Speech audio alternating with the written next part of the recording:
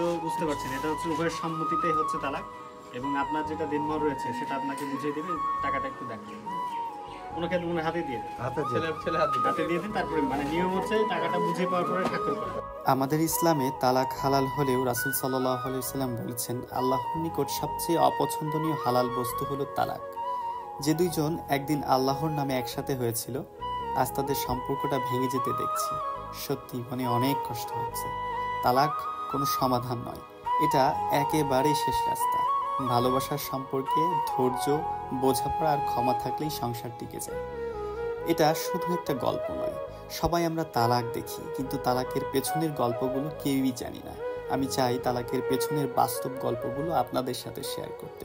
যদি আপনারা আমার ফেসবুক পেজ ফলো করেন, তাহলে আমি নিয়মিত এই বিষয়গুলো নিয়ে ভিডিও দেব, বিচ্ছেদকারীর ইন্টারভিউ নেব, যাতে করে আমরা সবাই সচেতন হতে পারি।